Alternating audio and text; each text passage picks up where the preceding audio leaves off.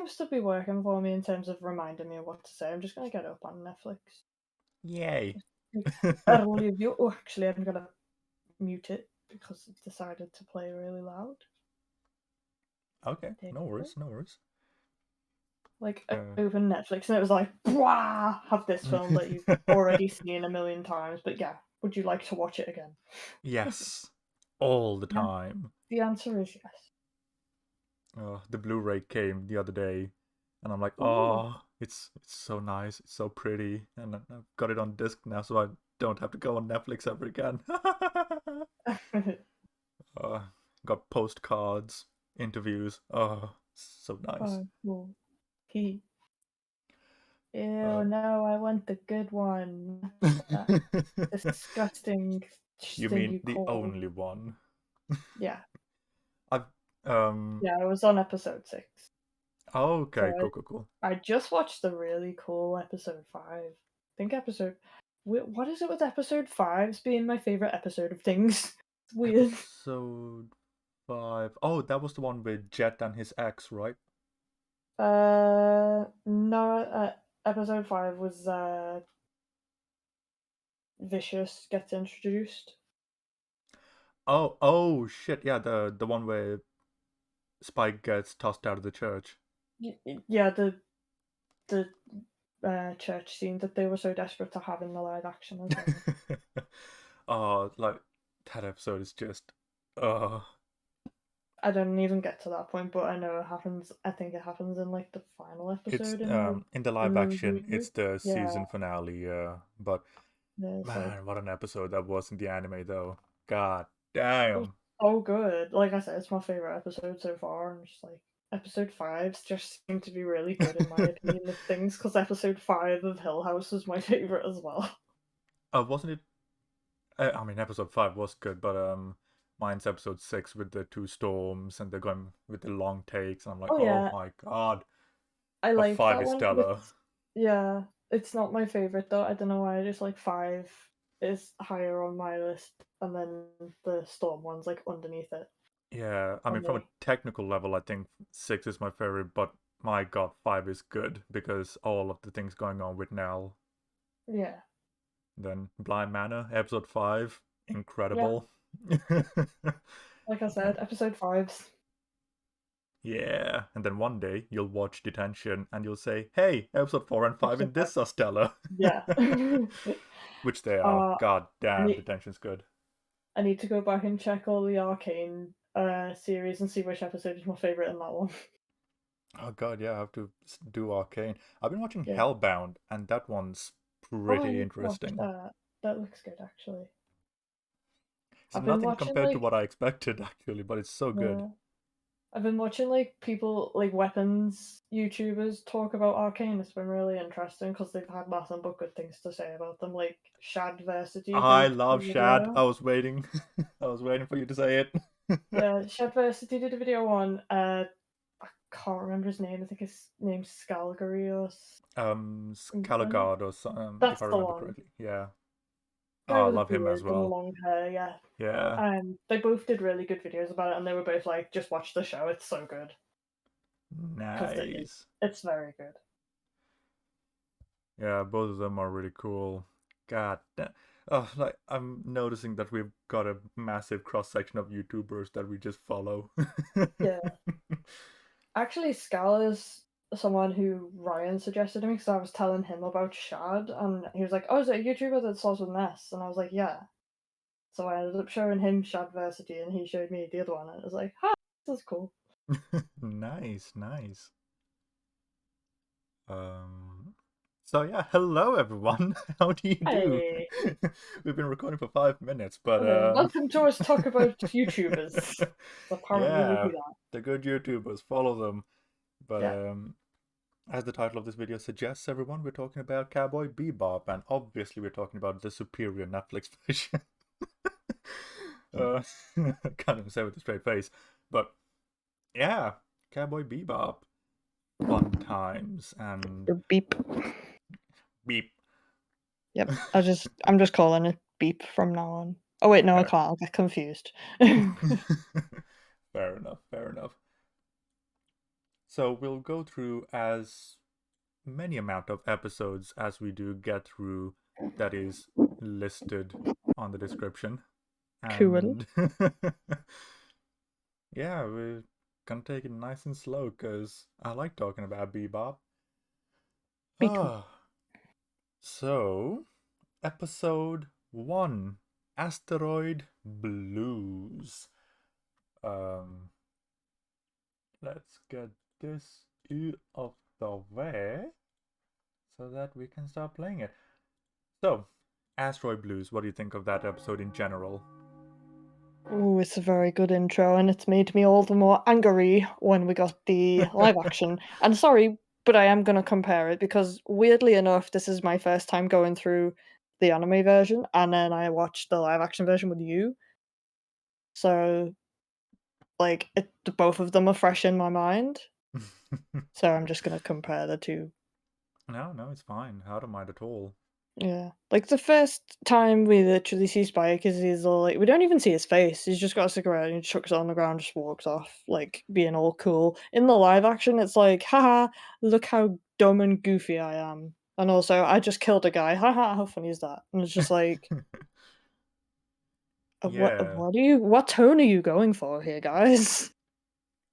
it's that tone of we gotta make sure that this is funny, ha ha, because action comedy is what's hip at the moment. Yeah. Like in this one, it's like, oh heck, are we in a noir film? And then it's just like, Yeah, absolutely. I quite adore that opening primarily because of like even though like the rest of the episode doesn't have the exact same tone as that, but you know that there is a darker underlayer to it that is just waiting to come out, and you're like, oh my god, when it comes out, it's gonna be really grim. yeah. You're like, "Oh my god, the guy's just been shot a bunch of times," and he's just like, "Yep, carry on shooting me, it's fine." And And then you're just, like, in space, and it's like, "What just happened?" and I Like quite like the subtlety of the opening as well because this is the only other time, or maybe the only one of, if not one of two times, where you've got a pre-credit scene where it opens up directly with the show and then the credits start afterwards. Whereas every other episode is just straight into the credits. Let's get the opening song going, get Tank just playing, booming in the speakers, then we get onto the episode. So from that perspective as well, I really like it because like it sets up as this is Spike's story, even though we've got so many other characters. yeah.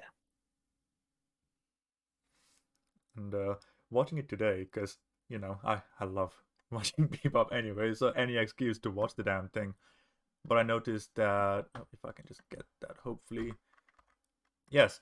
Um, Something interesting about it is that the prominence of the color red in that opening, where Oh, the yeah. blood is red and the rose slowly turns red, and because you haven't gotten there yet, I'll talk about it when we get there.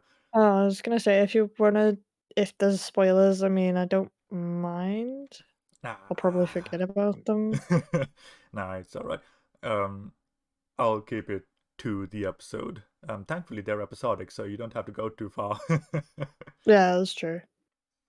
But I like the idea that there's clearly this is a dream sequence of a recurring memory or a recurring dream that Spike has been having.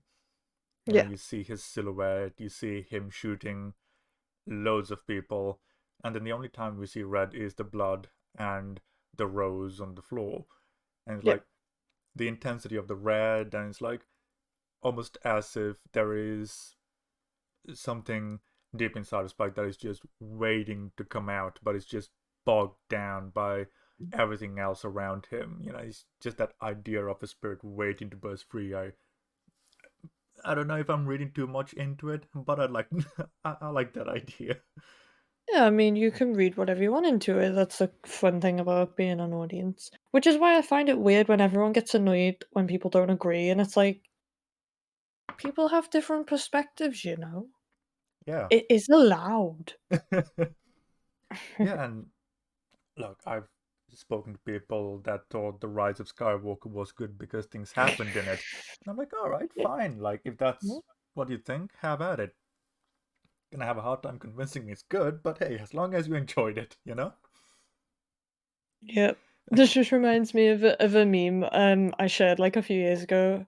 It popped up on my timeline today, and basically it's Keanu Reeves, and he's like, "I'm taking myself out of arguments now." So he's like, if someone says to me 2 + 2 = 5, he's like, "Sure, you're correct. Enjoy." Like, yeah, I don't have the He's energy like, anymore. Just leave me alone. that vibe. Yeah. But yeah, I just like it when shows do like put emphasis on color because it's like, yes, you can read into it like whatever way. Like for me, it just kind of I interpret it as those are the things that stick out in his memory the most. Like Mm, the rose and the blood are the most prominent things he remembers. That's what I got from it. yeah, and if we were to talk about the symbolism behind the rose, you got love, passion, desire, and then blood, death, Yeah, but both connected by red. So by that um, duality with Spike's introduction where he's holding a bouquet of flowers, you're like, okay, so clearly he's waiting for someone that he loves, and she's not there anymore. So he's leaving her behind, but at the cost of having to sacrifice so many other people in order to yeah, have that life. There's so much being done with this opening, and there's not a single yeah, word being spoken. It's amazing. yeah. A lot of it is also like speculation. It's you can kind of be like, what's going on? Because obviously, like it's the start of the show, so it's gonna be like, "You can speculate, and then we'll answer the questions later." I Absolutely. kinda like that. I kinda like that, "Ooh, what's going on?" Like, and how are they gonna show it to us? I like it when things show you things, like, little bit at a time before you get the whole picture. Yeah, and it is so worth a rewatch because when you know what happens later on and you see all these subtle scenes prior, it recontextualizes everything. Yeah, I like it when things do that, so I'll probably definitely watch this again once I finally get through it the first time. Nice. And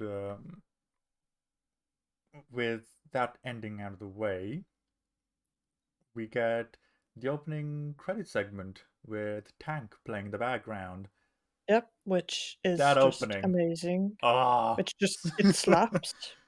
absolutely. It's so good because like the visuals fit, the tone fits, the movements fit, and it's got so much style behind it as well. It's so much personality. And when you see it in live action, you're like, this does not work. No, you're like, "What am I watching?" It Like, feels like a fan-made version of it. yes. Like, I've been watching so many reviews of that, and it's like, there's like a fan adaptation, and a fan adaptation that completely missed the point. It sucks. I'm like, yeah. Yeah, Oi. I think a lot of people will agree it sucks and possibly shouldn't have been done. No. Oi. It's just Absolute a fact shame. that the creators were like, "This is a homage to it." It's like, "No, it is not, you lying liar." You When you lying pay liar. homage to something, you look at it, you get it, and you basically don't shy away from its tones, themes, etc., but you somehow you screwed it up.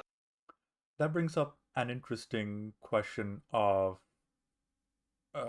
reverence and being accurate to the source material because Hmm, I can understand how some things can change during the adaptation process. Like that's fine. yeah, like Sorry. if we no, it's fine. When you take Lord of the Rings, for example, there were a lot of things that were cut or amended because it needed to fit the film medium. But it all came from a place of adoration, of love Mhm. and reverence. But this is something far more systematic of media today. I've been noticing, and when there's a remake or a reboot or a quote unquote sequel, that reverence and that respect for the source material just is not present. And you can tell that this is not a labor of love like it was The Lord of the Rings. This is a product. Yeah, this is we're gonna put things in. People are gonna like it because it has the name Cowboy Bebop, but it doesn't have the spirit. And I think that's the most important thing you need to transfer over. Like, I have been watching a lot of musical adaptations of films lately, which I never thought I'd do because when I first heard about like things like Legally Blonde being made into a musical and held as Shrek musical, I was like, but why?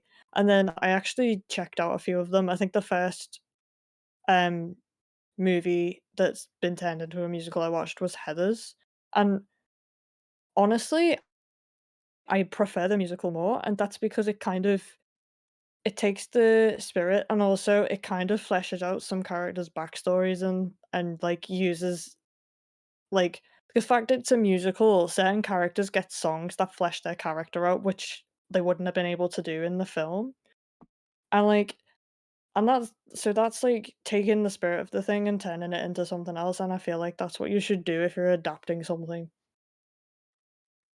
Yeah.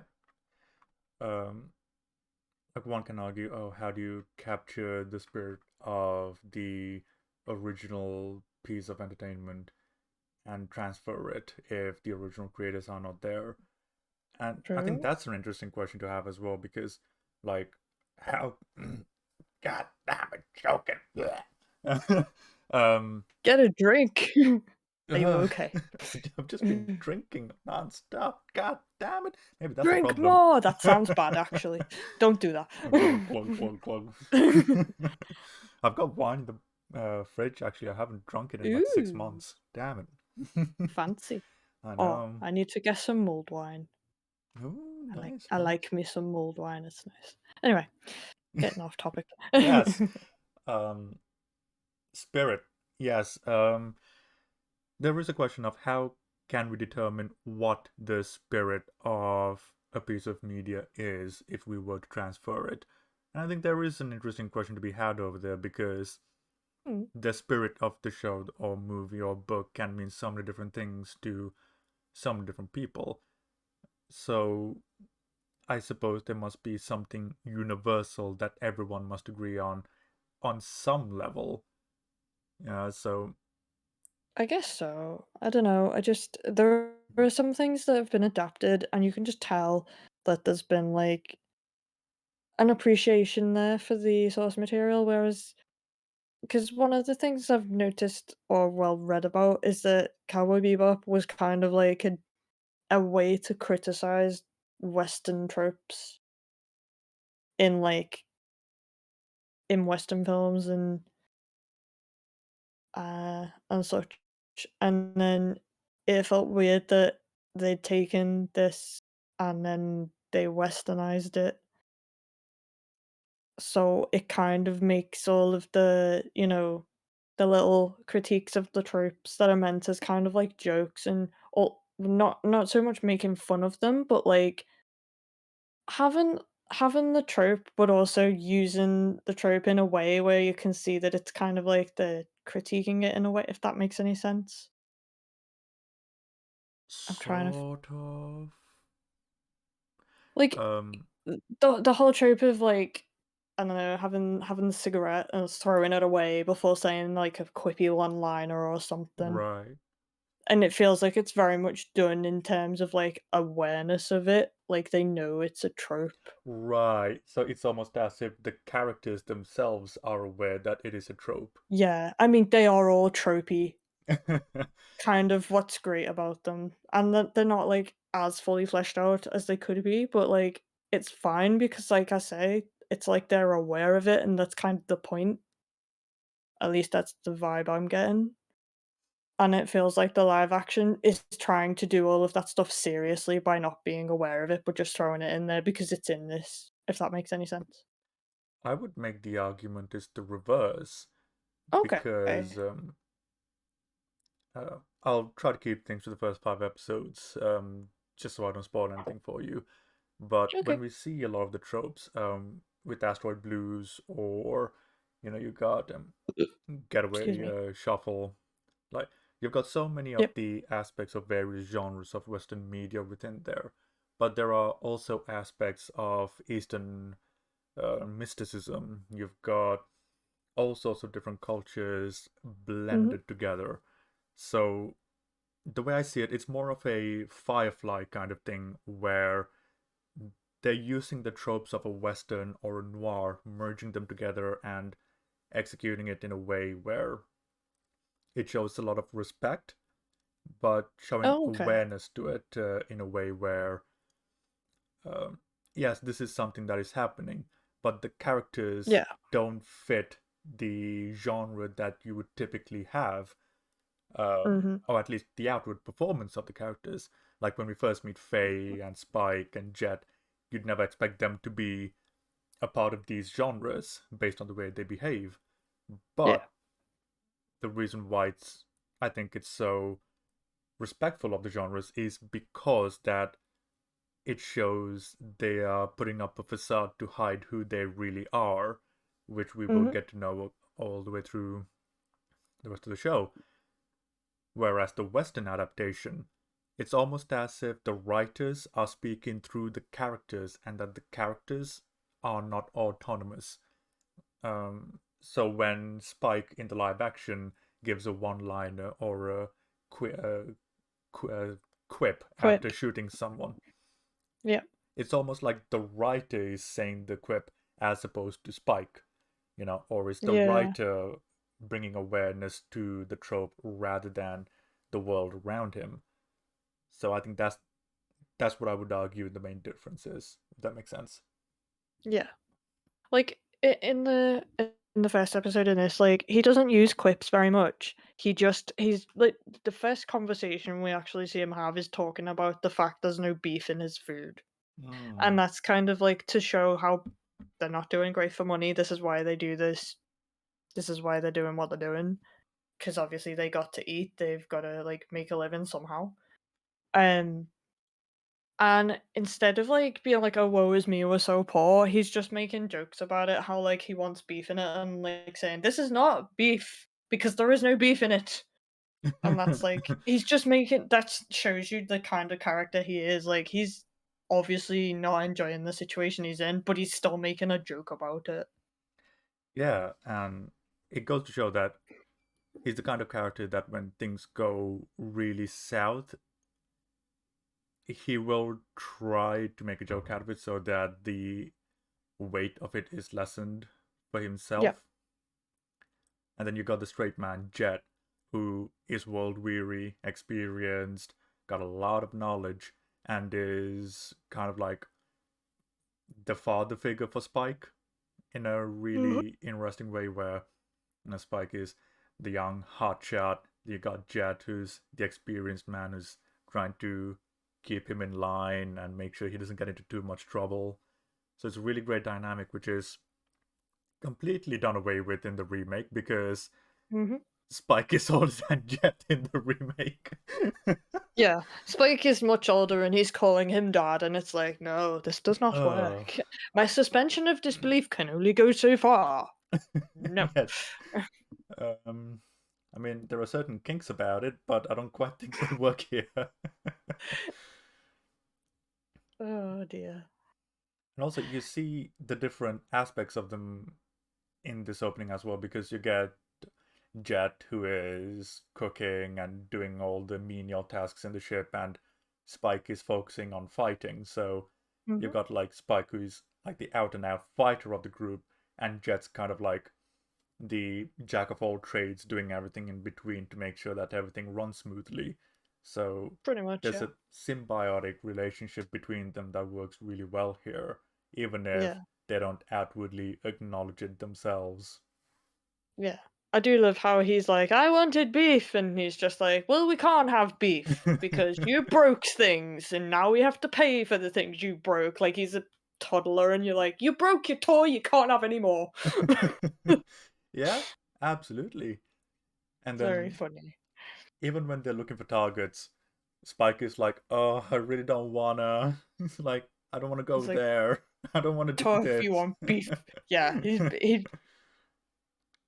basically whiny, Absolutely. but in a way that is just like I can relate because like I'm like that when I'm like I gotta do laundry. I don't wanna, but I Unless we have gotta. work to do, in which case laundry becomes the most attractive thing in the world. No, I Oh. hate doing laundry. Like, there's laundry everywhere in my house. I can't like go 5 steps without seeing some laundry in a basket, and I'm just like, I'll do it later, and it becomes a pile. And yeah, Oh my. Um, Fair enough. No oh comment. my. Sorry, I'm playing through the episode, and I just got a boob shot, and I was like, I forgot about that.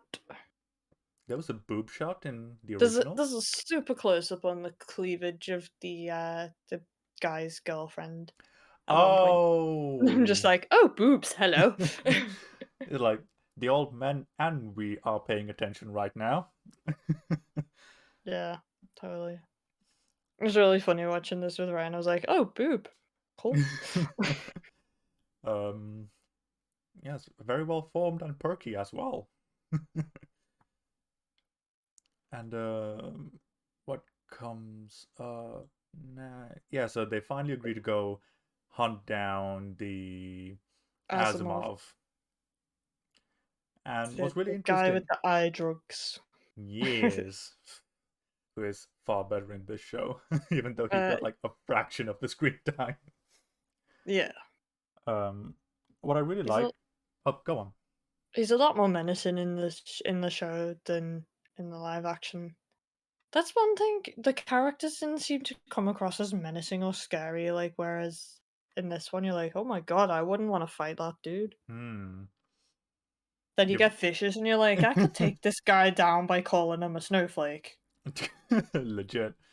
But vicious on in the anime, you're like, no, I'll happily kill myself for you. Actually, I don't want to die by your hand. Yeah, I'll I'm fine. It's fine. I'll just do it myself. It's fine. Carry Yes, on. like how would you like me to kill myself, Mr. Vicious? Yeah.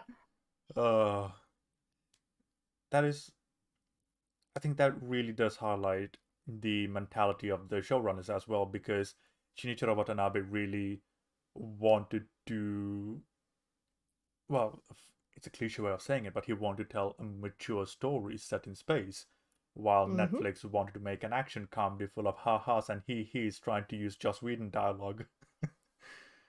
Yeah. Badly as Hmm. well.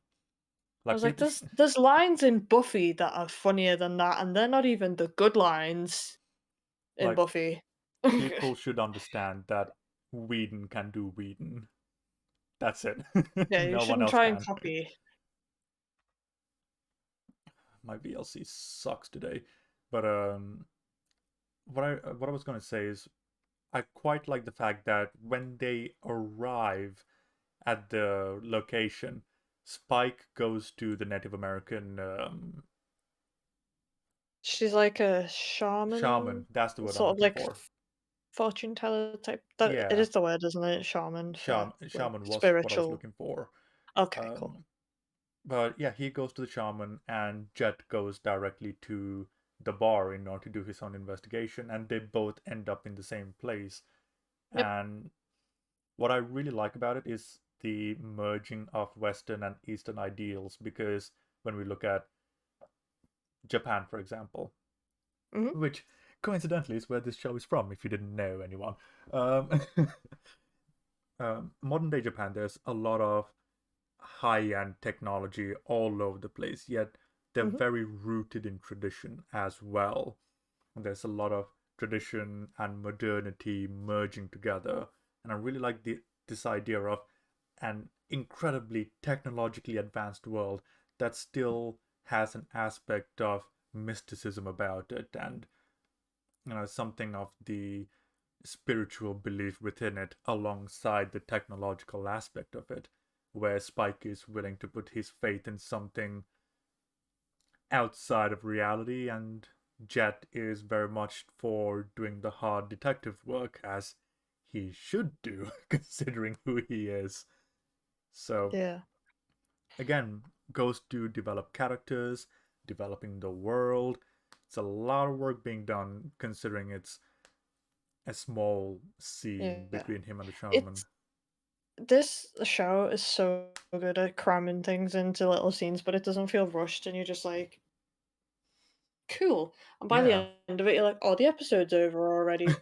But you still don't, it's not like, oh, it's over, nothing happened. It's like, ooh, that was interesting. And then it's like, oh no, it's over. Oh, oh well, there's Absolutely. another episode. Yay! 26 of them. Uh, Yeah. but yeah, that's absolutely true. There is so much within every single episode that, uh, well, we've already spent half an hour talking about, well, nearly half an hour talking about just episode one, and we've barely even reached the halfway point. I just got to the point where Spike's like, man, I'm hungry. And I'm like, dude, that's me. Yeah, all the time, every day. Yeah, just constantly, man, I'm hungry. But just a bit before Spike goes to see the shaman is when we first get introduced to Asimov in the Flash and Yeah, his and the bar girlfriend. scene. That's the bar scene, isn't it? It is, yeah. I Well, the love first bar scene. the first bar scene. I love the three old men who are just having a beer together, and it's like, back in my day, I put up the wall. And the other two are like, yes, we were there. We're your friends, remember? It's like they just keep coming up every so often, and you're like, how do they keep Yeah. getting to these places? Yeah. They're just always there somehow, like Yeah. in the background. And it does add some nice comic relief texture because when we focus solely on Spike or Jet or Faye, it can get really depressing sometimes. So having those Yeah. comedic elements in the background can really help make everything really palatable at times. Yeah. And also, I gotta say, the trade between Asimov and the bartender is done so much better over here because rather than just doing it on, you know, the next room over, wide open to the pub, they're actually going to the back instead, where they're hidden from everyone, thankfully. Yep. They Oh, did a smart. yeah. And it just so happens that these two are individuals that want to get away from a terrible life and move to the rich life of Mars. It's really simple Yeah. and really relatable as well because who doesn't want to move up in life? Yeah. Also, I can kind of see what the like Asimov clearly is an addict. Like he seems to be determined. Like he seems to be someone who's gotten into actually taking the product that he's selling to try and have a better life, and I feel like that's quite a common thing that would happen to someone who's desperate to have a Yeah. better life. They might, engage in taking the drugs just to deal with it and then become addicted, and then they've got addiction as well as, struggling for money to deal with as well. I think that's probably the best word you could use. It's desperation. Yeah. Both Asimov and the girlfriend were desperate to get to Mars so that they can avoid this life. And I think what's really interesting about that is I don't quite think that Asimov was addicted to red eye until he took it with the bartender in the back because there was hesitation that first time, as if he Oh didn't yeah. want to. But Yeah. the second time and the third time, he was far more willing. Yeah. So the drug was clearly taking a hold of him, amplifying his desperation, which leads Yeah. to the tragic ending. Mhm. It's Oh, it's one thing that always frustrates me when some people are like, "Oh, well, it's their own fault because they started taking the drugs in the first place," and it's like that's not how addiction works. Like once you're addicted to something, it's incredibly hard to just be like, "Oh, I'm just never gonna touch it again." oh, it takes Like a I think, tremendous amount of yeah, willpower to do so. yeah, I think a lot of people are like, "Oh, they're just not very strong-willed," then, and it's like people handle things differently. Shut up. Yeah, and this is why I abhor loot boxes as a gamer, because of the addictive Yo, tendencies that they build up. So same. yeah. Like, I have a kid who is obsessed with Fortnite, and I refuse to let him have loot boxes no matter how much he gets mad at me or cries at me because I'm like, I'm not having him become addicted to them because it sucks. Mm. Anyway, that's my Yeah. rant for today. Oh, I mean, I'm sure both of us will have rants later on. I'm Oh yeah, sure I'm sure. we usually do. This is So, very true. yeah, we spoke about Asimov and addiction. And I think it's really interesting how even the girlfriend is helping him out because it's something that they decide to do together clearly, and they both want to do this as opposed to just one of them. Which is Yeah. why she's going so far as to, hide it under her dress and do all the Mhm. things for him. And I think that moment, I love that moment where Spike and herself have that conversation where it's it's a really charming conversation, and at the same time, Spike kind of empathizes with the two of them, as Yeah. if It's almost as if he's been there. yeah, who would have thought, right? Yeah. Also, another thing I've just noticed, they do actually show Asimov having withdrawal symptoms, so it's Hmm. like, Yes. When you come oh, down from your first high, can be a yeah, pretty hard thing to go through. I can't imagine, like, having to go through that. It sounds awful. I just think it's really cool how even though these guys are being hunted for bounties, they are still shown to just be people who just want to get out of bad situations. Obviously, some of them are pretty shitty people. Like, I think the guy in the second episode is not a great guy. Karim, if I remember correctly. Yeah, the guy with the guy who's constantly got Ein with him. Yeah, Karim. Yeah, Big bro with the corgi. Yeah. yeah. As far as I can gather, he was just shitty. Um, I can't really remember his motives for having Ein, but either way, even still, I think that he's shown to have like a reason for why he's doing what he's doing. Yeah. Understandably So they're so. like they're There's given like people like they're not just this is the bad guy of the episode that they have to take down. It's like it's like the characters that they're trying to take the bounty of kind of make them reflect on themselves a little bit as well. yeah.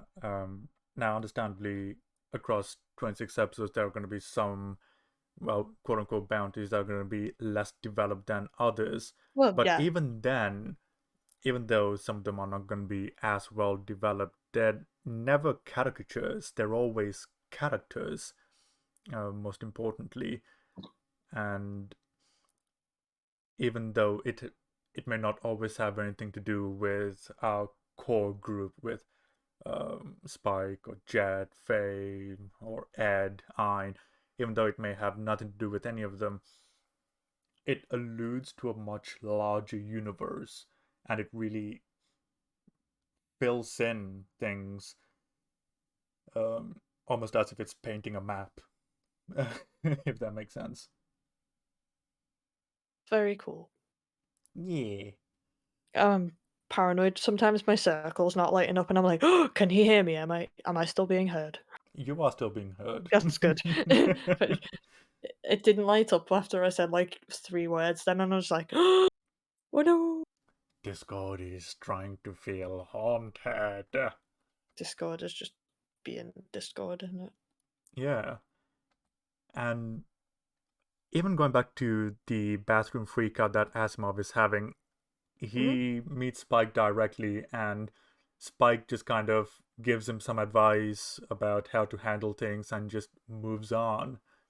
I thought that was really interesting because if he really wanted to, I'm sure he could have just taken him down then and there. But Yep. someone's like, "Yeah, well, it speaks to a carefree nature to Spike, yet at the same time, it's almost as if he sees aspects of himself within Asimov in certain ways, and it's like, Yeah. all right, well, we'll see where this goes. There may be something better along the horizon or something. Yeah, I get that vibe. Uh, I do quite adore his conversation with Katerina, if Yeah. yeah, where it's like, oh yeah, I want to go to Mars. You were born in Mars. That must have been great. And you gotta wonder if Spike was born on Mars, which is one of the richest planets there are, where all the rich people are at.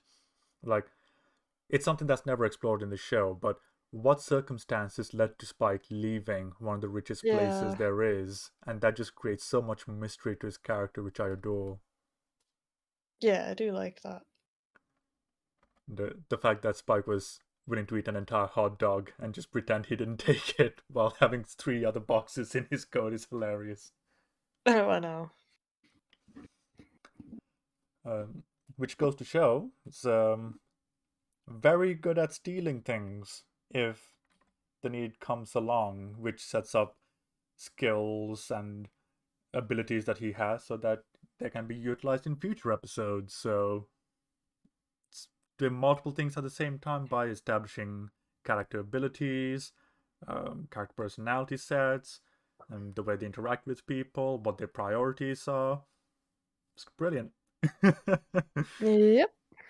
feel like when we talk about Cowboy Bebop, it's all going to be like, it was brilliant. Watch it. Yep. I remember Uh, there was one interview I was watching with Shinichiro Watanabe, and he was like, mhm. Sunrise was asking me, why are all the ships here broken? We need good looking ships so we can sell toys. And Watanabe just went, you told me to make a show, I'm making it. Yeah, Please like don't take it away from me. that's just rude. Like, oh, you need to make the things look prettier. Like, excuse me. Like, from a marketing point of view, I can get where they're coming from because you don't want to sell Yeah. busted toys, but at the same time, I love Shinichiro Watanabe's balls to just go, no, I'm good. Yeah. See, this is probably why I wouldn't do very well in Hollywood because I'd just be like, no, we do it my way, or I'm taking my project away from you. Bye bye. I mean, interestingly enough, if we go all the way back to the 90s, Joss Whedon at the time was working in restaurants and pubs and, earning money so that he can have creative control over Buffy at the time. And there were multiple studios that went, okay, we'll buy the script from you. And he's like, no, I want creative control. And Yeah, it's like, either you give it to me or I'll pay for it myself and make the film myself. So, yeah. See, this is why I want a job, like a side job. yeah, we just earn the money and make our own films. That's the goal, and that's essentially what I want to do. Because like everybody's like, oh, "What do you want to do?" Like in terms of like how are you gonna earn a living? And I'm like, I'm gonna do a different job that I also like, and then I'm gonna make films. And they look at me like I'm a crazy person, and it's rather fun. My answer is usually, I'm working on it. So, Yeah, yeah, things we do for passion, innit? yeah. The short answer is make films. Yeah. It's like, how are you going to do that? So we preemptively give the long answer. Yeah. If someone says, "How are you gonna do that?" I'm like, "Well, how do you think films get made?" Very slowly. Exactly. Because it's not as simple as, "Oh, I have a film idea," and then immediately make it, because then you're like, "Do I need actors?" "Yes." Need to go find the actors. "Do I need different locations?" "Yeah." Need to go and, like, potentially pay for the locations. Or use your own home. Then you've gotta be like, "When is my home not full of everybody who I also live with?" And then you get to a point where you're like, "I can't film this at all," and then you have to change it. Yeah. And I don't think anybody considers those factors when you're like, "I'm a filmmaker." It's like, "Oh, cool. When are you making a film?" And it's like, "It may take me a few years." Yeah, genuinely. Oi. But yeah, just some interesting little tidbits about, just maintaining the creative integrity of a show, which Mhm. I don't, It'd when I be really think hard. about mainstream films today, it's like, oh, you've got a sequel to this, or a remake to that, or a reboot of this, and you've got a lot of other people coming into franchises and changing it Hmm. because they think they know better. And I'm like, clearly you don't. Yeah. I'm all for new people coming in and giving a new perspective because we always need new perspectives, but I'm not okay with people being like, no, the old way's bad. Like, I feel like a balance of both can be good. Like, if you have an old way of doing something in a new way and you Yeah, kind of marry them together, like, you can make something really cool. But I yeah, don't like, think it's good when one side thinks that they know better than the other side. So I don't agree with like old school filmmakers coming in and being like, no, we know everything. But I'm yeah. also like, I don't like new filmmakers coming in and be like, but we know everything. It's like both of you should just talk to each other and be like, I know this. Would you like to know this? And I know this. You know, Oh my God, just are you help each actually other. suggesting people talk to each other? Ha- I know, insane, right? I'm Such super intro. audacity. How could I? I know, it's like, that's fighting talk there. Mhm. uh, Suggesting that people have conversations. Oh my god. I know, What a it's concept. heresy. That's what it It is is. it is annoying to me though, because you get filmmakers being like, I know better than this filmmaker, and it's like, why can't you just both know things and let that just be it? I feel Yeah, like there's an element of when some people have already done filmmaking, got successful off it, I feel like they get to a point where they do think they know better and they are, God, essentially, in terms of films. I mean, you say that, but then you got someone like Uwe Ball who's yet to make a good movie for 20 years and still saying he's amazing. So, I suppose Then you it's also get people who are delirious, I guess. yeah. Oh man, I miss Uwe Ball. I wish he still made movies. But you know what, Uwe Ball, for all his faults as a filmmaker, I respect him as a person because he put his money where his mouth is. He earned the money, made the film, and put it all out himself. So fair play. I can Can't respect really that. yeah, can't really have issues with that. Yeah, I think I can't remember who wrote it, but somebody wrote a script. I think you told me I think it was one of the more recent Star Wars scripts, and they were like, "No, I wouldn't change anything. It's perfect the way it is." Ryan Johnstone, yes, That's the The guy. Last I Jedi. wish, I wish I could have that level of confidence in anything because honestly, this is probably why I don't get many scripts finished. I'm still halfway done with most of them, but I constantly want to change them and make them better, and I need to like possibly get to a point where it's like, okay, this one's bad. I can improve the next one, but like, I don't understand the level of no, it's perfect the way it is. There's nothing I'd change. It's like, surely there's like one thing. Even if Yeah, it's like, say you had more money, you could be like, "Yeah, I'd have this scene or whatever," or, because for me, like, in terms of any films I've made, that would be one factor is because if I had more money, then yeah, I'd probably do it again differently yeah. because 'cause I'd have more money to play with and more things I could do with that.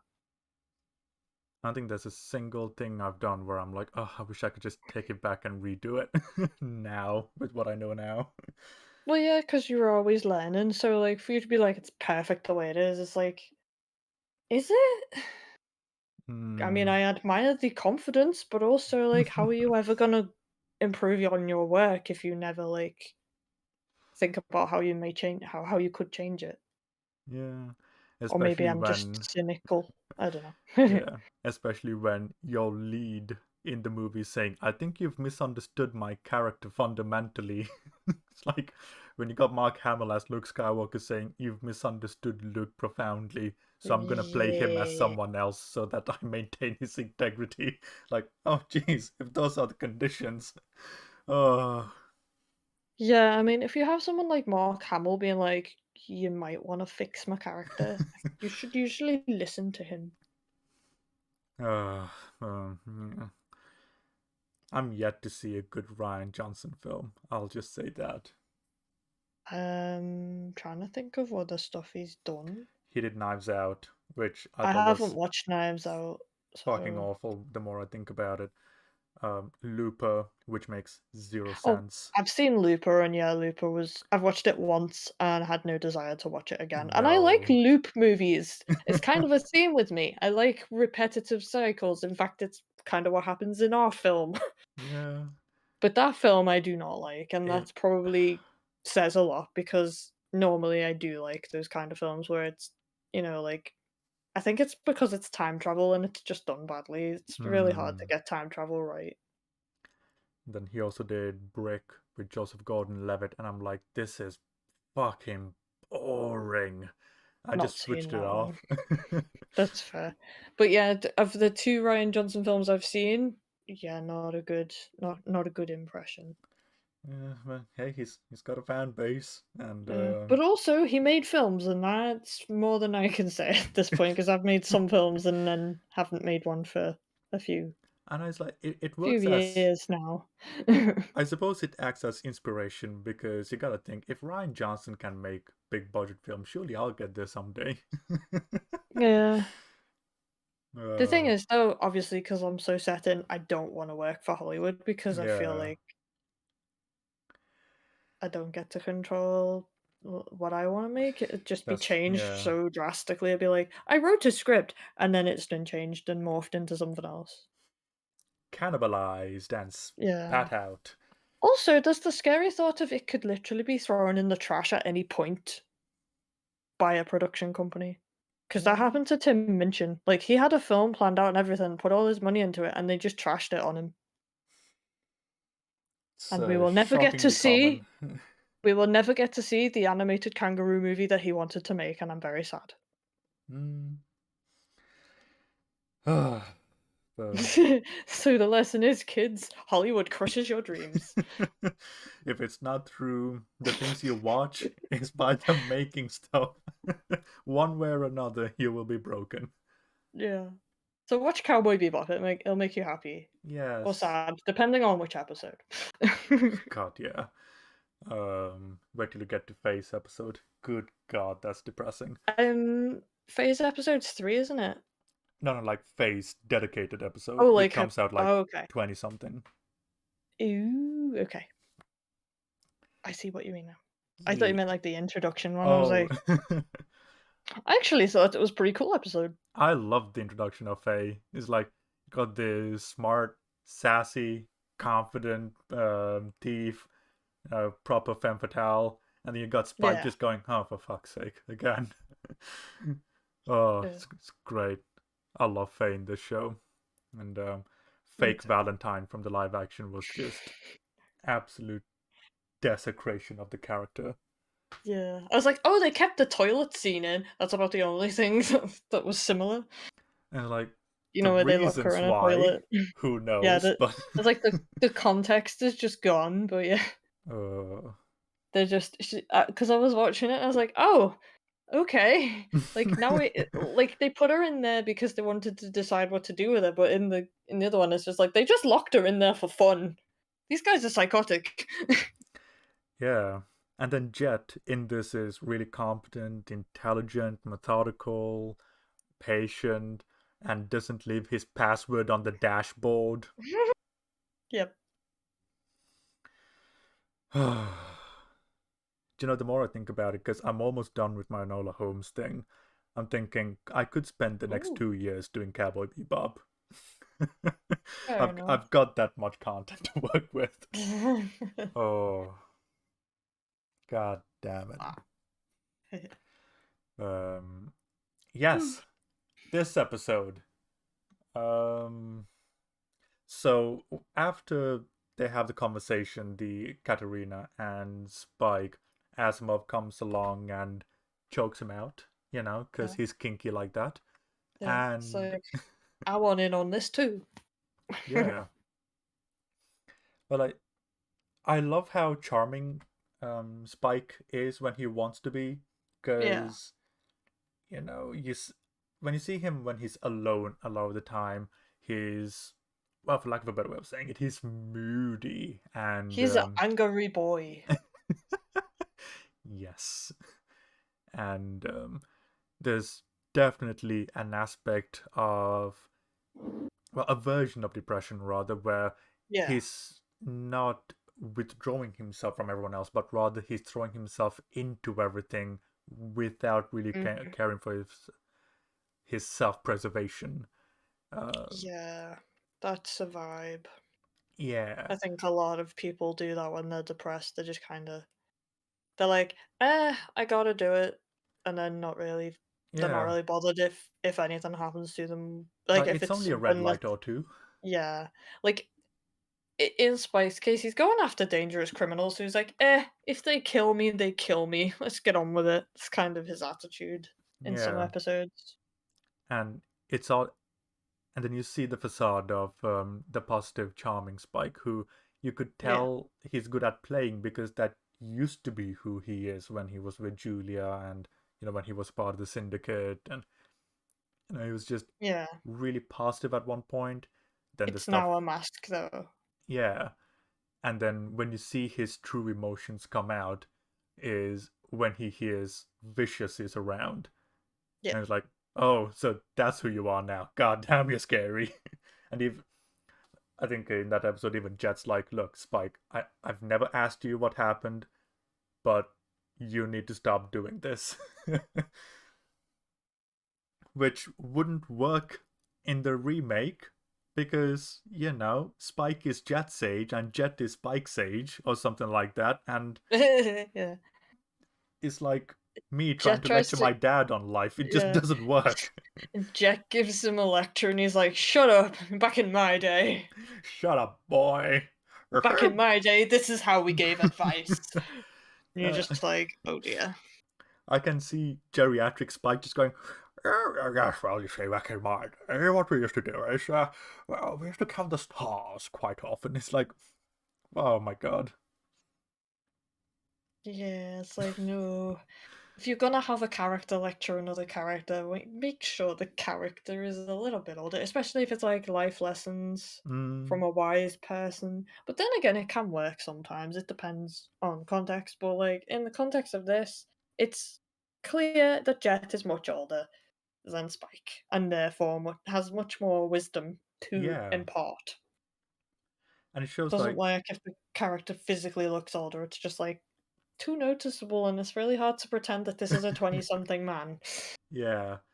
And it even shows the dynamic all the more as well because whenever Jet is giving him worldly advice, Spike is like the rebellious teenage boy in a lot of ways, rebelling in some Yeah. ways despite his age and living the devil may care life as a result of the events that he has gone through. Mhm. He's like a kid sometimes. Like when you try and tell a kid about advice, because I have done this, my kid will often just like ignore me and pretend I'm not there, and hopefully I'll go away and stop talking at him because I feel like that's how people like honestly when you lecture someone or when you're being lectures, sometimes it does feel like just please just want to vibe. Leave me alone. And that's kind of what I get from Spike. He's just like, yeah, yeah, I know you're bright, but I don't want to hear it right now. And Like a kid. that's the interesting thing you just said. Like, Spike knows that he is right, but chooses to ignore it anyway. Mhm. I think that's a really interesting character tidbit that he has.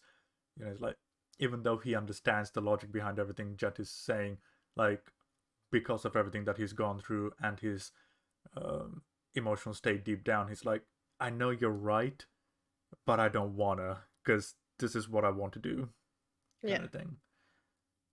And when we consider, like, a lot of movies these days, it can be anything from Enola Holmes to the new Marvel films where characters are lecturing each other. But the thing is, when they're lecturing themselves, it almost it's almost like the writers are lecturing the audience because it's Mhm. not directed.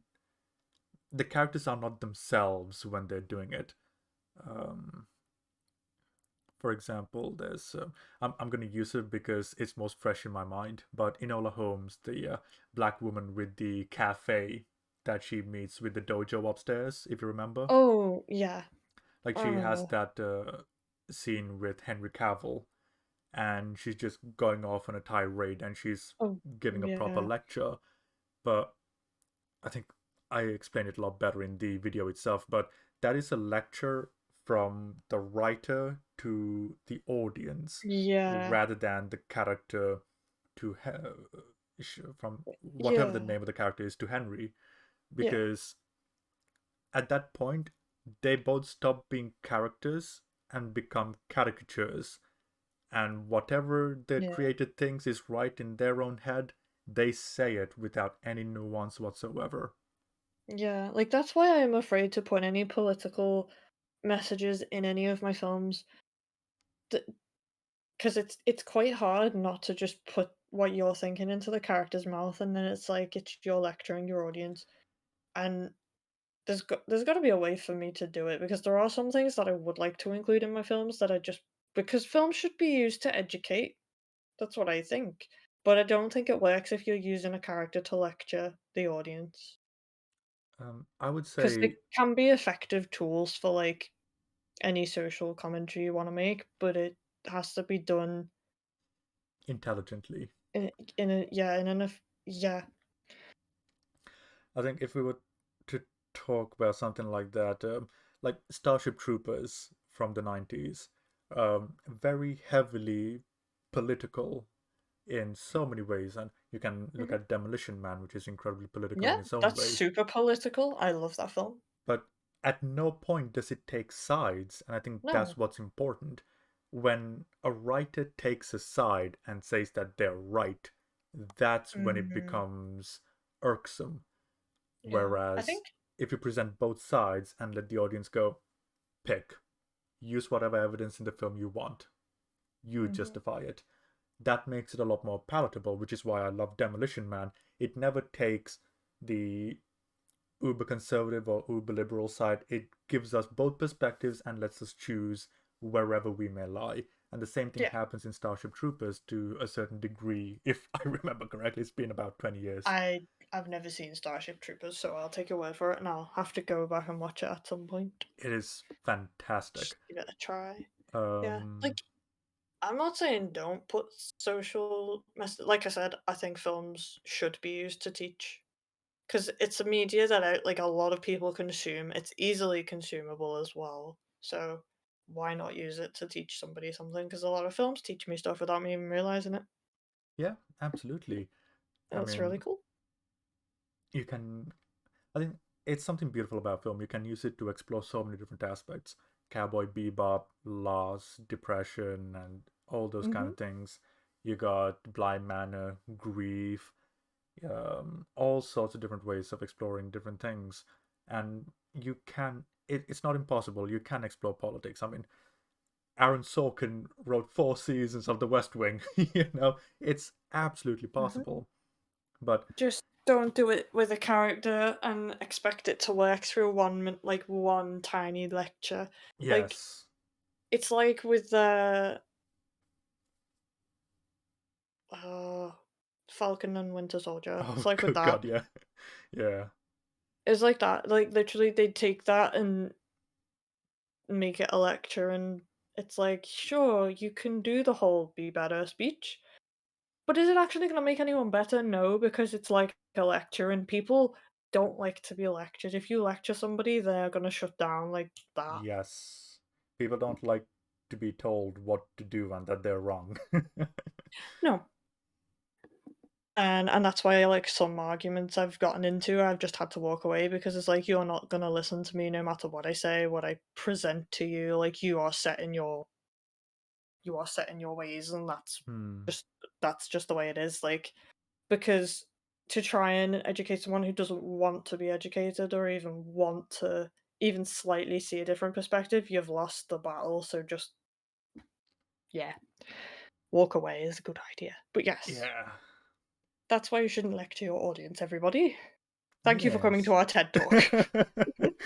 Oh God, yeah. Like who would have thought? I didn't think this is where we were gonna go with this, to be honest. We're still on episode 1. I think we'll just Yeah, call it a day after finishing episode 1, to be that's perfectly honest. fine. Yeah, I'm happy to I'm spend okay with half a that. year spending just on I'm Cowboy happy to Bebop. talk about Cowboy Bebop. Um I love this show. It's just Ah, taken me a while to get through because I have uni and stuff, and I've been trying to find jobs, but putting that on hold for now, so I have more time to watch it. yay. So yeah, we can go through it as fast or slow as you like. I don't know if we'll be keeping any of the few viewers we have, though. They'll probably be like, I'm sick of Cowboy Bebop now. Just talk about something else. Get back to talking about Marvel, please. Just anything else. In the almighty words of David Tennant, tough. Yeah, what he uh, said. oh man. Um, yeah, I think there is a point there, like, to just briefly finish off on it. Mhm. There are absolutely ways in which we can use media as a form of education, as long as we're never taking sides, because I don't think, well, this is my personal perspective. You're free to disagree with me, of course, but I don't think filmmakers have any right to choose sides when they're educating or presenting a message or presenting politics whatsoever. I think Mm. our primary job is to entertain, and our secondary job is to present ideas. And it's up to the viewer to come away with whatever it is that we give them. I agree with that, but say if it's like a personal film about yourself or like a situation you've been in, it's very hard for you to just present the other side of the argument if you're making a film about, because you're essentially presenting your side. So you kind of have to, you kind of, unfortunately, you are biased to that side. I would say in that case, it requires a lot of emotional maturity in order to handle, because I just finished the script. It's about 30 pages long, and a Hmm. lot of it is based on certain aspects of myself, but based in a Okay. sci-fi esque twang to it. But Yeah. like at three different aspects of my life, and I'm like, okay, can I look at both sides? So it was as much an exercise for me as it was me writing a script, and Okay. it is difficult, but it can be done. Yeah. Uh, Um, Let me try and explain it a bit about. I mean, like, okay, I made a documentary in lockdown, and the documentary is essentially about myself, about my experience of being a mum, and I'm using that to educate anybody who may not know what that's like or whatever. But mhm. unfortunately, that's me. I can't not be a mum. Like, I can't take myself out of the. Well, I can, but like that documentary is essentially about my experience, and I can't really present a different. Right. So when it's biographical, Yeah, that's what I meant. right. Like, because obviously sometimes you have to. That's one sided because that's my point of view as a mom. Like, I can't then present the point of view of a dad because I'm not a dad, so I couldn't present a different. It's not really presenting an argument either, is it? But I'm just saying, like, I mean, I'm presenting my side of yeah. things. I mean, if you're talking about it from a biographical perspective, it depends on what Okay. aspect you're going to be talking about. Because if you're talking about being a mother, then there it depends on the angle you're taking at it from. The angle is basically like people see mums as this one thing, whereas they're not just this one thing. They're a multitude of other things, and they're complex. That's it. So the public perception compared to what you experience. Yeah. And I couldn't present the public perception because I couldn't actually go outside and get the public perception. So, and also the film was only 10 minutes long. Uh, um, that's But I'll let maybe. you watch it and eventually, like, I've got a link for it and stuff, so I'll send it to you at some point, Yeah, yeah, and no you can worries. tell me whether you think it's too one-sided. I suppose if it's going to be biographical and you're going to be doing it yourself, it might be interesting to. It's done, it's been made. Yeah, no, I'm just saying, Oh, yeah. in general, of course, um, Okay. from what you used to think about it to what it is in actualities, that could be something interesting to explore about it. In Mhm. fact, there is a movie by Derek Jarman called Blue. Um, Yeah. it's 90 minutes long, if I remember correctly. Tilda Swinton is in it for various segments, and it's basically a biographical piece by Derek Jarman about his experience with AIDS. Yeah. and it's a wonderful little film in quotation marks. Interesting. And he looks at it from various angles, from an artistic perspective, personal perspective, outside. Like, it's a wonderful film that's put together, and I would recommend that because it goes at it from all kinds of directions, and I think it might be helpful to what you might be wanting to do in terms of that kind of biographical work, if it's on yourself, if that Yeah. makes sense. Yeah. That sounds I'll definitely check that out. Yeah, I was just interested because you were like, yeah, you should present both sides and it's like what if that's difficult? Yeah, um, I Because think that's. sometimes Oh, go on. I think I guess it's to present a point of view. It's not really to say you should take this side. It's more like Yeah, this is my point of view. You can either agree with it or disagree with it. I guess is a good way of around that. Because yeah, you can watch the film I made and completely disagree with me if you know.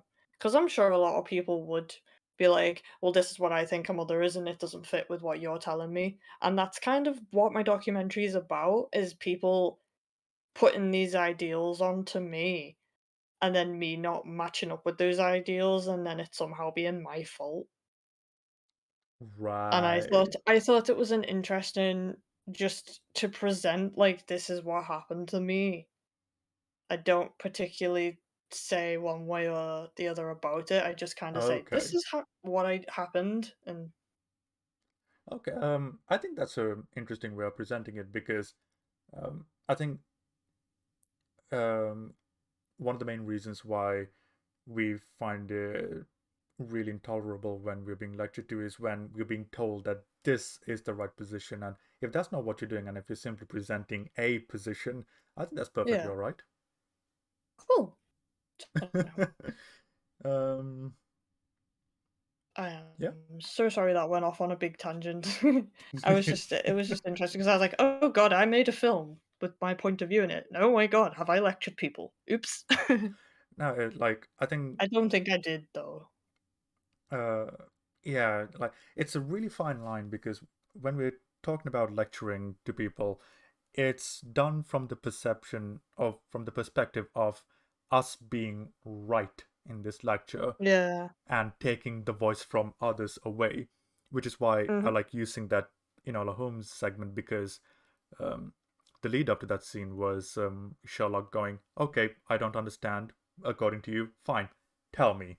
And rather than having a conversation, having a back and forth, it is straight up lecturing from the perspective of telling Sherlock what he is thinking, telling Sherlock what his perspective is, and telling him he's wrong by projecting the thoughts onto him and creating a straw man out Yeah. of it. That's when it becomes intolerable, where the Mm. perspective becomes maligned. Which is why, like, Enola Holmes, it's a film that could have been wonderful, but Yeah, it could have been which is why it interesting. infuriates me so much. Mm. Like it's been a long time since I watched it, but like after hearing you talk about it and after sitting with it, and obviously you showed me a couple of clips from it, and you were like, "What do you think about this?" And I was like, "Oh God, this film's worse than I thought," because I didn't actually finish it. Oh, Jesus. Well, I never finished the film because eventually I got to a point where I was like, I have no desire to continue with this, and I genuinely tried to, and I was like, I thought I liked this, but now I'm like, no, not a fan. I think it might have just been because it had Helena Bonham Carter in it, and then she's not in it for very long. I was like, "Oh, she's gone. I don't want to watch it anymore. Not interested." Yeah. But yeah, all I gotta do is the intro and the outro, and I'll be done. That's all I gotta do. So hey, Cool. aside from that, all 1.5 hours worth of material is edited. It's essentially done. Huzzah! Oh, 700 plus hours, and I'm finally done. I just want to be. I've probably spent more work on this piece of shit Enola Holmes film than I have in university. Oh, Fun times. To be fair, it's probably because it's your project. You can take as long as you want with it. You can make it as long as you want. You don't have any limitations like it has to be 20 minutes on the dot, or you don't get agreed for it, or something like that. Yeah, true. Whatever bullshit rules they want to bring up. Yeah, I think we both have experience there. Hmm. um, Yeah. Cowboy Bebop, yes. Cowboy Bebop You know, considering how clearly long makes it's us rant taking, about things. would you be up for just doing an episode a session? Okay, why not? Yeah, And then if something like particular comes out that either one of us want to talk about, we can just take take a a week. Yeah, take a short segue from Cowboy Bebop and then go back to it. But it'd be nice to have an ongoing project that we can just interject into sometimes. yeah, yeah. I'm Of down course. with that because there are Awesome, some things that are coming up and I'm like, I want to talk about that. defo. My God, that's the first time I've said the word defo since I've come to Defo. Liverpool. God damn it. Oh, Oh no, it's rubbed off on you. it only took 9 years. Is that all? Ugh. God, considering I've spent so much time in Liverpool, I barely sound as if I'm from here. It's fine. I have been born and raised here, and everybody thinks I'm from Chester or the Wirral. I've been called So you know. everywhere but the places I'm actually from. It's brilliant. Like India, Yeah. Pakistan, Bangladesh, Australia, Africa, America, London. Yeah, everywhere but where I'm actually from. It's great. I love it. Yeah, everyone's just like, "You don't sound like you're from Liverpool," and I'm like, "Wait till I get angry, then I will sound like I'm from Liverpool." Then the phlegm will come out. Yeah. It comes out when I'm talking, like, on recordings sometimes. Hmm. I'm just like, "Oh, I'm so scouse, how does anyone wanna listen to me?" Yeah. I mean, millions of people listen to the Beatles, so True. But they're singing, it's different, I don't know. I know they did a lot of interviews. Just saying. True. Very true. um, we've been at the tail end of this episode for about Yeah. Just half an bye, hour. everyone. Sorry. Oh, but yes, Asteroid Blues, the finale. Um, so first things first, Spike gets choked out by Asimov and gets left behind while Mhm. Jet comes to check up on him because he found out where he was from the two goons that he interrogated back in the bar. Yep. Who he interrogated by using brutality. Hell yeah, the best kind of interrogations. um, I like the fact that the reason why Asimov let Spike go was because Katerina said no, let him go, which Yeah. goes to show that while He'll as listen to her. yeah, it shows that there's a devotion that he has to her while at the same time showing how unhinged he's becoming as a result of the drug Yeah. and Katerina's desire to not take any unnecessary lives if they can help it. Yeah. I do love how Asimov gets a bit jealous. He's like, he was good looking. Why didn't you let me beat him up? I mean, It's like, Spikey is a good-looking boy. I mean, yeah, I have envy. I want his hair. Yeah. It's a fine line between wanting to look like him and also wanting to, being attracted to him. Mm, fair I enough. have that a lot with characters. It's annoying. Anyway. Yeah, no, fair enough.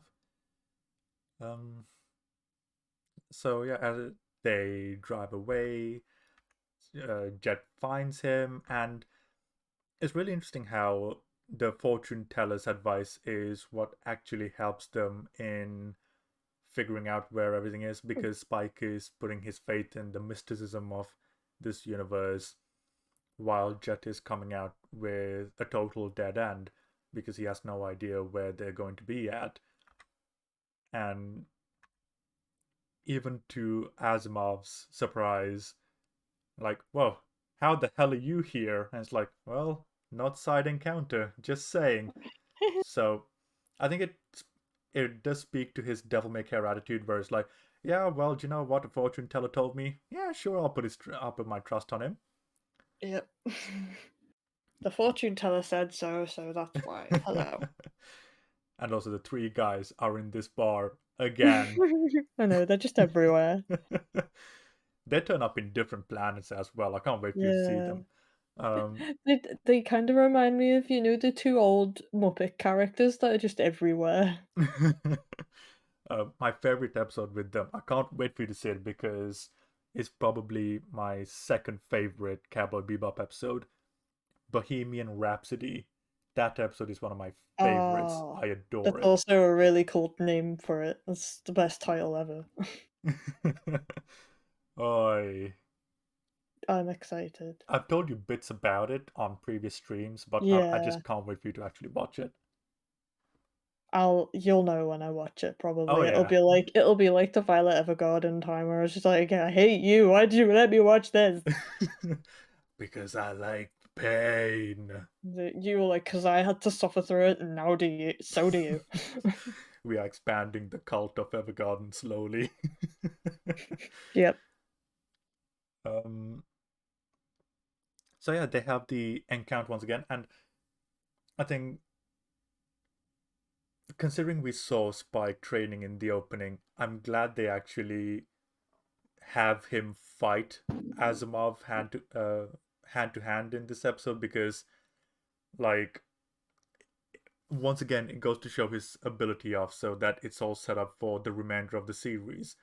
Even though this is a throwaway villain in the grand scheme of things and is just another one of the bounties, it's done such a great job of presenting all of the characters, what they're good at, what they're weak at, what their motivations are, why they do the things they do, and Yeah. establishing the styles because Jet is full on brawn. He will beat his way through, whereas Spike, as a result of being modeled after Bruce Lee, uses Jeet Kune Do.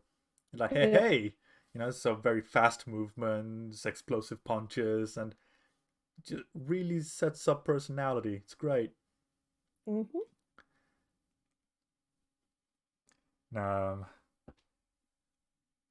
think when we were watching the live action, I was particularly annoyed when fake Valentine killed Asimov.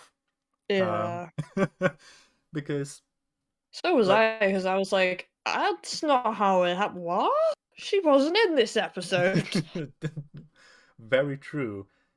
But it also goes to show that it really takes away from the tragedy of the episode because here's a couple that Spike really saw himself in and was wanting to Yeah, save if he could.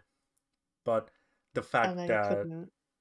yeah, the fact that there's only one way this romance is going to end, and that is with both of them dying, and with Katerina having to kill Asimov herself, adds to that tragedy.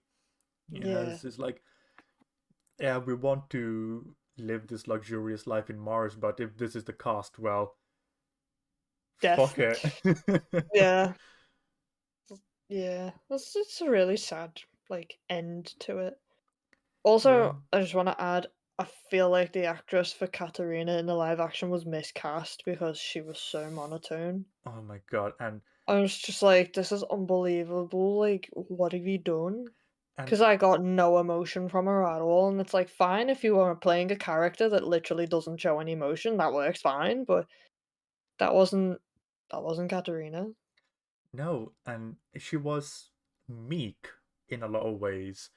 Um, because the Katarina in this episode, she's got personality, she's smart, strong in more than one way, and determined.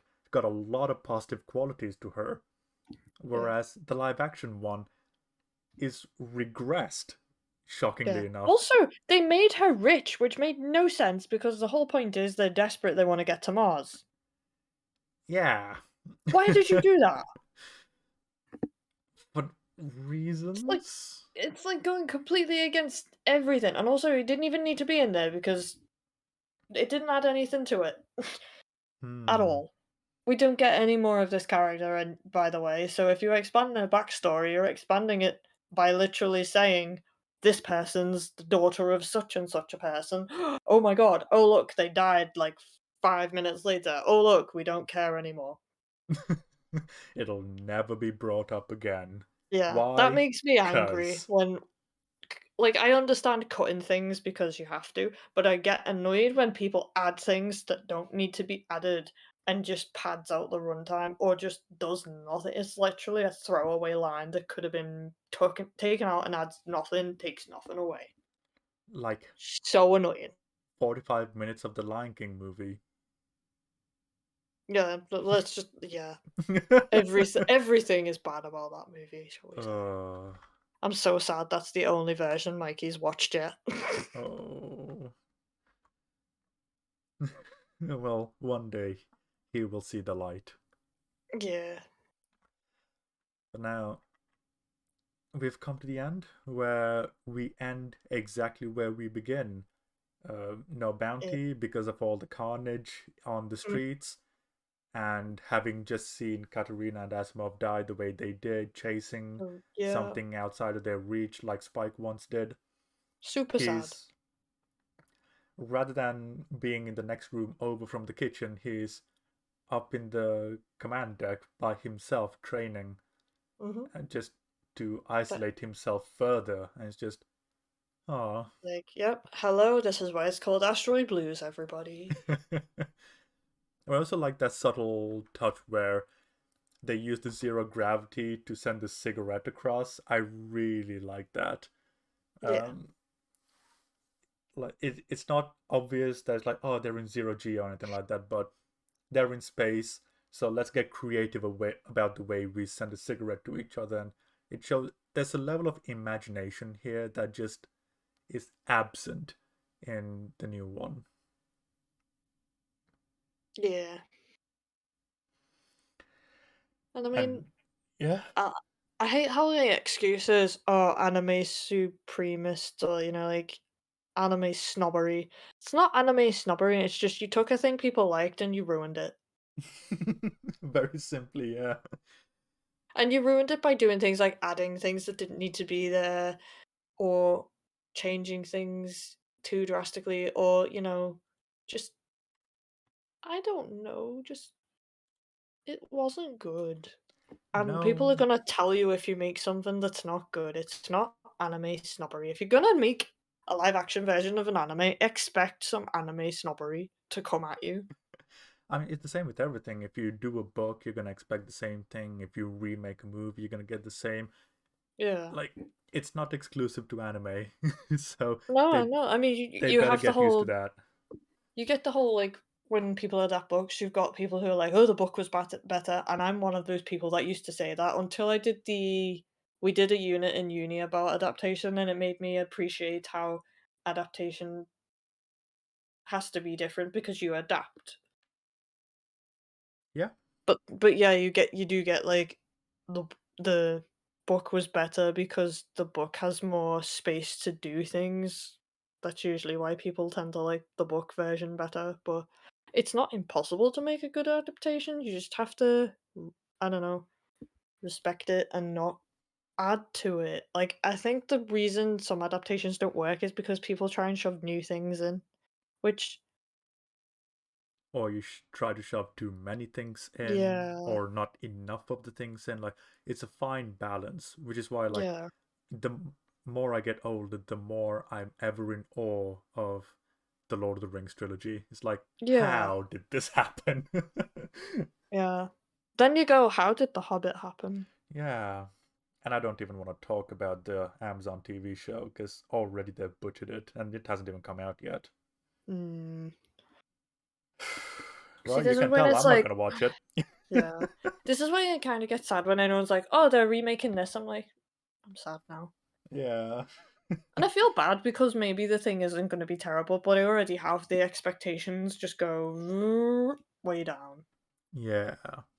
And it's just kind of because things are seen as they have to be done a specific way in a specific formula, it just kind of is repetitive and boring and so yeah, when everyone's like, "Yeah, remakes coming out," I'm like, "Cool, it's probably gonna be shit." Yes. And thus we And come to the end of episode 1. Mhm. It And only just took to us an end hour and a half. oh, is that all? Yeah. Just to put a positive spin on that, I'm not saying, like, adaptations are all shit, I'm just saying These that days, most are. a lot of them are, and I'm really open to being proven wrong, so, I feel like that's somewhat positive. We gotta do Dune sometime. Yeah, I'm still having to try and figure out a way to watch it because I don't think it's in cinema anymore, is it? Or is it? I don't know. I think it's on at the weird hours because it's on the way out. Yeah, probably not gonna get a chance to see it in the cinema, which is sad, but yeah. I'm trying to end it on a positive note and it's not working. On a positive note, next week we'll either talk about a movie or Cowboy Bebop episode 2. There you go. Positive note. Yay!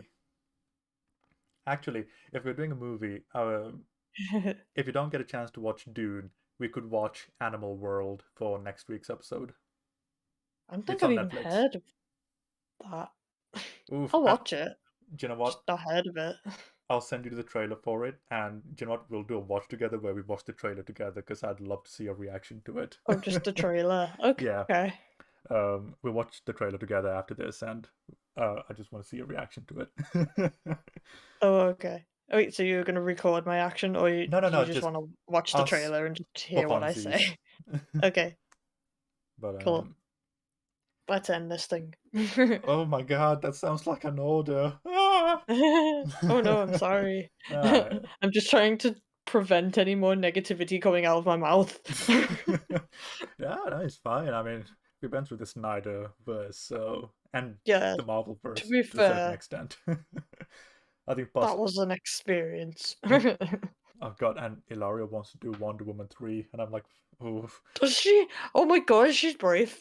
Now, because like she sent the message to us like, oh, Wonder Woman 3 is coming out. Here's to another 8 Oh, hours. I'm like, yay! Like, d- if she's this up is for it, how I'm we down for bond. it. I'm happy I'm for us to have a Wonder Woman I tradition. I'm down for that too. If it's a tradition, we just talk about every single Wonder Woman that comes out until they stop making them. Yeah. Oh, well, there's the positive note. You get a Wonder Woman 3, what we watch Yay! in the future when it comes out. And you get Alaria, Yay! and she's awesome. Yeah. Oh yeah, fuck. Christmas. We've got something coming out related to certain titans on the channel. Hey, Have we? yes. And I know what it is. You know what it is. But the audience will have Oh, to wait till Christmas. yeah. Wow. All right. Well, thank you, anyone, for watching up until this point. We hope we haven't been too grating on you, but if you're still watching at this point in time, thank you, and we will see you again next time around. So take care, everyone. Yeah. Bye bye. The irony is, this is kind of like us lecturing you. I hope you enjoyed. Bye bye. Oh God, I'm questioning my life now.